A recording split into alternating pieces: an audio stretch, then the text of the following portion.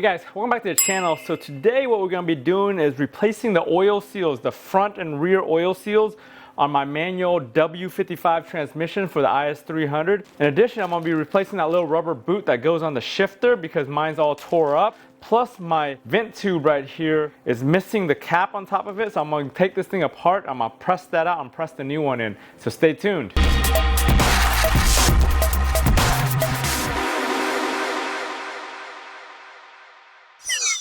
As you can see, I've got my bell housing taken apart from the actual transmission. This thing was all gunked up full of grease and crap. When I got this thing, I ended up taking it apart, degreasing it all with super clean. And once I degreased it all, I pressure cleaned it, pressure washed everything on here just to get all the gunk and grime off this transmission. This is actually a 2004 IS300 transmission, has a VIN tag on it, and I was able to look it up. But it's in a pretty good condition physically from looking on the outside after we cleaned it all up. So today I'm gonna go ahead and replace the output seal on here with an OEM output seal. As you can see, this is the OEM part number right here. The seal itself is an NOK or a knock AH2240I. So this thing is very common. It's used in a bunch of different transmissions made by Aisin, and you can get these both OEM and aftermarket. They're readily available even at your parts store, but you might as well pick it up from the dealer because it's like $10 or $12. The input shaft seal is actually behind this plate right here. You got to unbolt these bolts, take that off.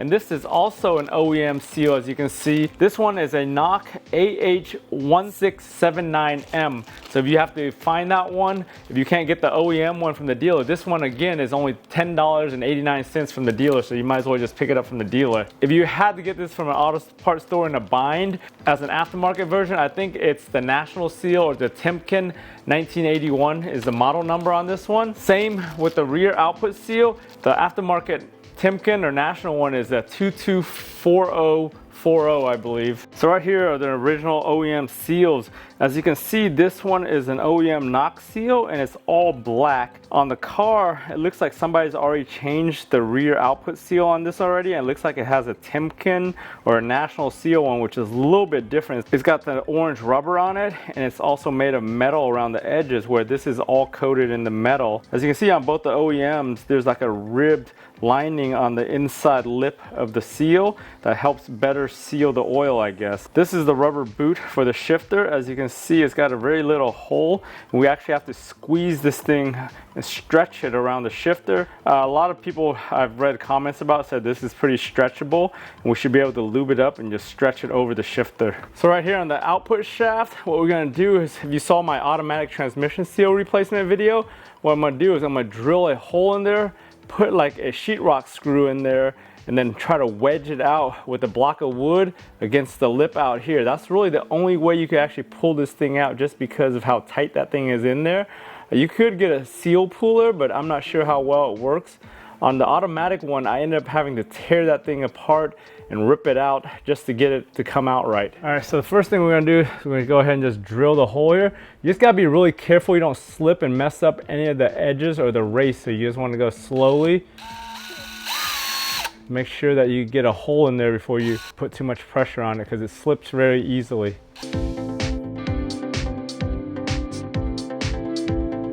Slowly but surely.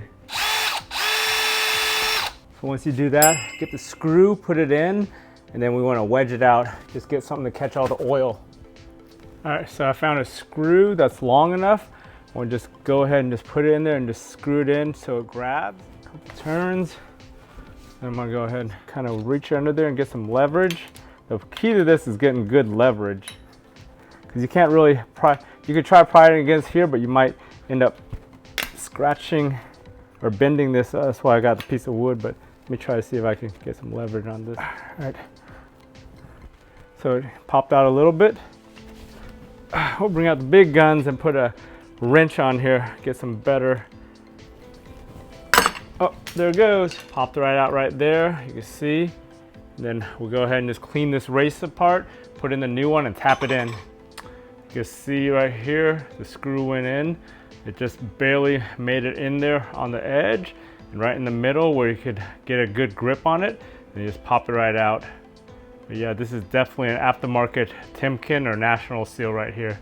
Yeah, you can see the last guy that tried to pry this thing out scratched up the race with whatever they're using to pry it out. You probably find that issue with a lot of people that just don't know how to pull this thing out, and they just maul up this edge right here. I told you guys, you see the scratched up edges from the last person trying to get the seal out. But yeah, you just gotta be careful if you've never done this before. The easiest way is that screw, guys. Don't try to pry that thing out or use any kind of puller, because you're gonna end up damaging that race right there. All right, to get the seal in, all I'm using is this right here. Is just a piece of PVC from Home Depot. I think it's a 2" by 1 1/4" connector.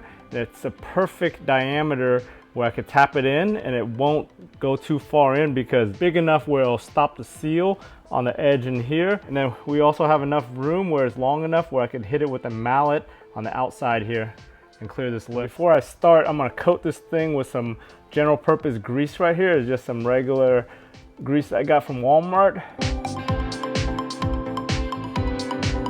So you just wanna put some on the inside edge right here just to coat it. And then it's good enough so when you put the drive shaft in there, it has something to ride on. Just wanna make sure this thing goes on there square. It's got a little bit of taper in it to get it in there. But get it in there, make sure you get it nice and square.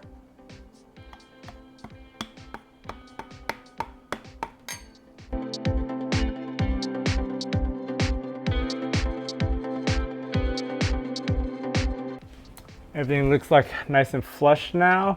Just a little bit of edge on the bottom here that I want to make a little bit more flush. All right, there it is, guys. That new rear output seal, nice and flush. That should provide us a nice clean seal, prevent any kind of fluid leaks out of this thing. So we'll go ahead and move to the front input seal now. So the front input seal is going to be a little bit different. You're gonna have to take apart all these things just to take that little carrier out. And on the inside of here is where you're gonna have that front seal. So you just take this out. It'll be easier to work on it off the transmission. So to take these off, it's gonna be 12 millimeters. So we just go ahead and loosen them all with the ratchet and then just shoot it all off. Once you get it off, you actually have to replace the gasket on here. This is it uses a transmission form in place gasket, which luckily I have some of that because I bought some of it a while back to do some differential work I never got around to doing.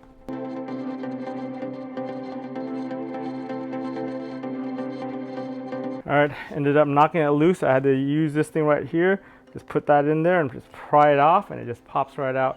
So you gotta be careful because you have all this stuff in here you gotta clean.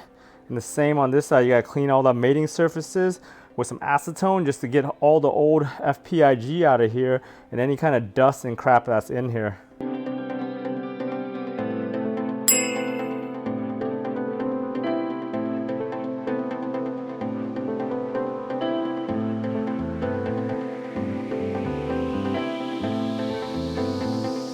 All right, I was able to wipe everything down clean, good enough for now just to get all the big chunks out. I'm gonna go ahead and just take this outside, clean it off with some brake parts cleaner just to get all the grease off. And then I'm gonna get some acetone and just clean off all this leftover FPIG. All right, I got this all cleaned up and it's nice and clean now. So what I'm gonna do, this seal, I don't think it's in there that tight. I'm gonna just take this thing and slowly just kind of wedge it out. I can see it moving already. Just be careful not to scratch up or maul any of your surfaces. Oop, there it is. That thing popped out pretty easily there. So it's the exact same one that we just bought as an OEM one. So then no one's ever touched this one before. So we'll go ahead and clean all this out right here. Brake parts cleaner, get this thing all cleaned up and then we'll press the new one in there.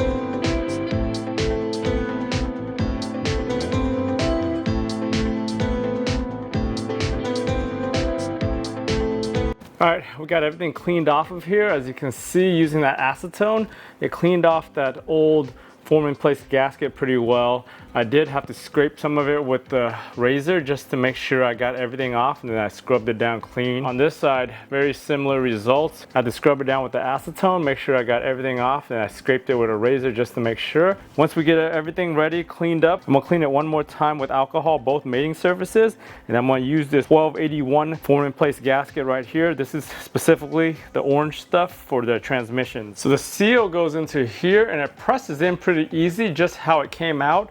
You could press it in pretty much flush, but you're gonna need the old seal to get it into there. I believe the seal goes all the way back to the back edge right here where it stopped. And once we put the FPIG on here, you wanna be inside all the holes, right, around here. And then there's two little oil passages right here. You gotta go around those and make sure you don't squeeze too much into there. And you don't wanna put too much where it's gonna get into the ring either. Do the same thing we did with the back seal. Just put a little bit of grease around the race. Make sure that we lube this thing so it can have something to ride on. Pretty much squeeze it by hand and it's gonna go right into there. Goes in flush, and then you just grab the old ring, just put it right into there also, and just help you press in. But yeah, once you get it in there, it's just nice and tight, and that's as far in as it was before when we had this thing and we pulled it out. And then you want to make sure you get some new grease right into the lip here, so when it gets onto here it has something to ride on.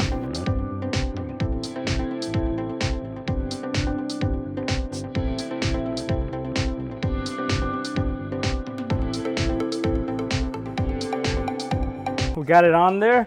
You have about 10 minutes to get this back on there and set down once you lay it out. On the bolts that we're gonna put back in, we gotta put some blue Loctite on here just to make sure that it doesn't come out. The blue Loctite is the 242. I don't have that right now, so I have the 243, which is a little bit tighter.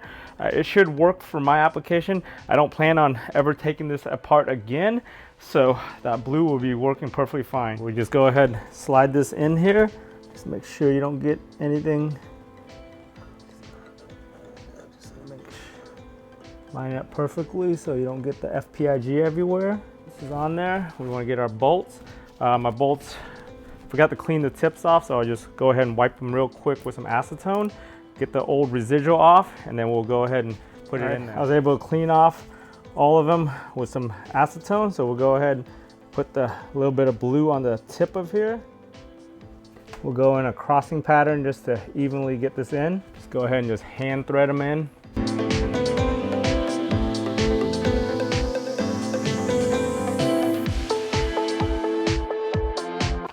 Now that I've hand threaded them in, lightly shoot it in with the impact. Just don't go too hard. This is just an impact driver.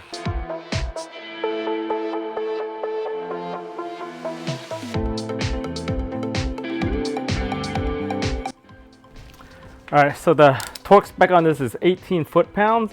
So I've got my torque wrench set to 18, and we'll go ahead and just torque them.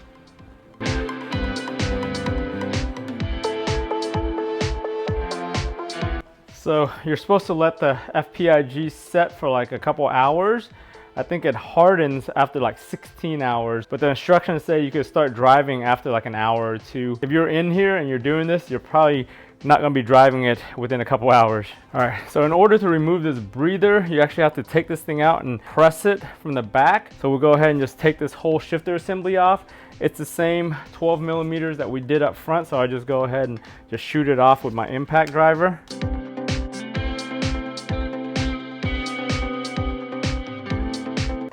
Once you do that, just go ahead and lift it off.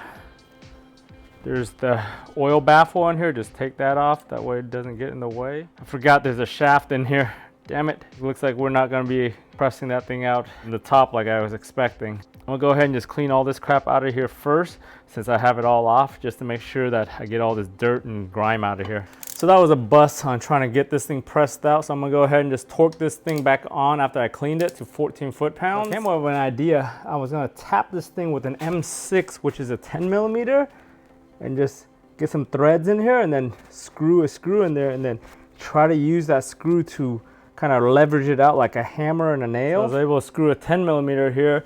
We're gonna go get a hammer and a block and see if I could pry it out and pop it out that way. Hopefully it pops out and then I could tap the new one in pretty easily. I got this little rig right now.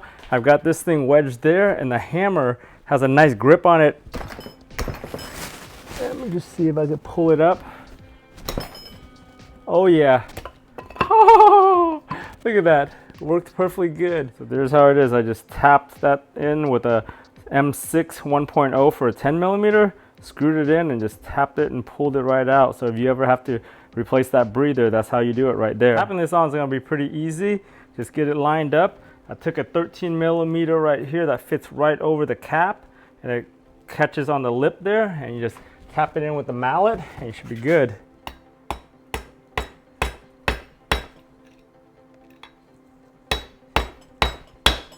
Vent cap right there, totally optional, but I wanted to make it perfectly OEM, so that's why I did this. So for this last boot thing, I'm gonna just cut the old boot off since we don't care for it anymore. We're gonna replace it, and it's all ripped up. We're gonna try to squeeze this thing in here. Just go ahead and just grease this thing down around the edge here. Some WD-40, put some around the shifter. Has to stretch over this big old shifter part, which I don't understand why the IS or some of these Toyotas come with these big old shifters, but yep, stretch it right over. See, pretty easy, it just goes right over. Got that boot on there nicely now, covering up the 4 screws. The one thing I noticed on the IS 300 is my shifter is kind of bent over there towards the driver's side. I'm not sure if someone in the past had bent this shifter that way just because they liked it, or that's the way the IS 300s are. If you guys know why this thing is bent like that, leave a comment. If your 5-speed W55 has the same thing, I'm not sure if it comes from the factory like this or somebody bent it.